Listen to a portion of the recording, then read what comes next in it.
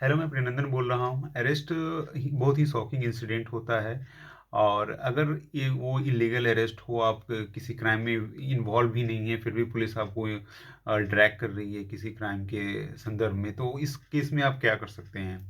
तो हमारे पास क्या डिफेंस होता है इस केस में? अगर किसी पर्सन को पुलिस अरेस्ट करती है तो फर्स्ट ऑफ ऑल आप इस चीज़ को समझें कि पुलिस को ये बताना होता है कि ग्राउंड ऑफ अरेस्ट क्या है।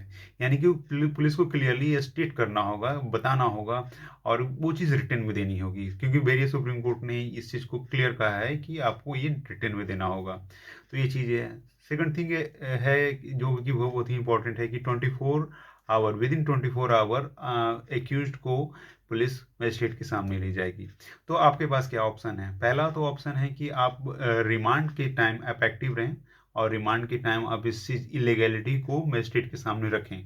तो फैक्चुअल एस्पेक्ट्स को रखें तो रखें, साथ ही साथ जो लीगल पॉइंट जो आ रहे हैं, जैसे कि आर्टिकल 22 क्लॉज 1, जिसके रिलेवेंट सेक्शन है सेक्शन 50 सीआरपीसी।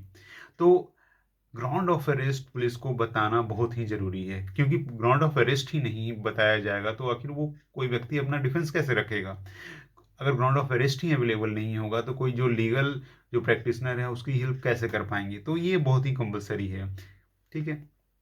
इसके अलावा रिमांड को लेकर के है, रिमांड भी होना कंपलसरी है। जब तक रिमांड में अगर टाइमली वो जाता नहीं है, अगर अगर 24 आवर से ज़्यादा डिले हो रही है, यानी कि पुलिस की कि क्या मनोदशा होगी, इससे समझ सकते हैं पुलिस क्या करनी चाहती है।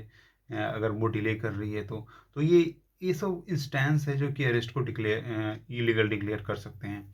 तो आप इस बात को रिमांड में रखेंगे, क्या सिचुएशन हुई थी, क्या क्यों अरेस्ट किया गया, ग्राउंड ऑफ अरेस्ट क्या है, आखिर क्या रिलेवेंस है, विदाउट रिलेवेंस आपने कैसे अरेस्ट किया। तो ये सब चीज़ों को लेकर के आप आर्गूमेंट कर सकते हैं रिमांड में।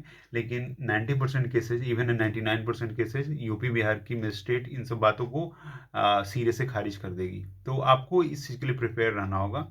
तो आप इस संदर्भ में अगर आपको लगता है कि आपका अरेस्ट इलीगल है, आर्बिट्रली पुलिस द्वारा किया गया है, तो आप हाई कोर्ट में मूव कर सकते हैं, क्योंकि आपका जो दो फंडामेंटल राइट हैं, article 22 clause 1 and article 22 clause 2, जिसके रिलेवेंट सेक्शन सीआरपीसी में भी हैं, जो कि फर्दर बीएनएसएस में भी हैं।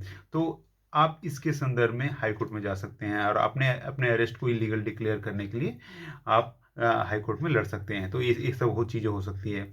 फर्दर अगर हाई कोर्ट से भी आपको रिलीफ नहीं मिलता है तो आप सुप्रीम कोर्ट में भी जा सकते हैं और सुप्रीम कोर्ट में फर्दर आप जो भी पॉइंट आपने रिमांड से लेकर के हाई कोर्ट में रखे थे, हाई कोर्ट में भी रखे थे, उस चीज़ को आप डिस्कस कर सकते हैं। तो मेरा यह जो संदर्भ है एक जजमेंट से रिलेटेड है, एक Bihan Kumar versus state of Punjab का एक जजमेंट है, जो कि सुप्रीम कोर्ट द्वारा 7 फरवरी 2025 को दिया गया था, जिसमें सेम कंटेक्स्ट जैसे हम देखें, उनको अरेस्ट किया गया था, बिहान कुमार को करीब 10:30 में अरेस्ट किया गया था।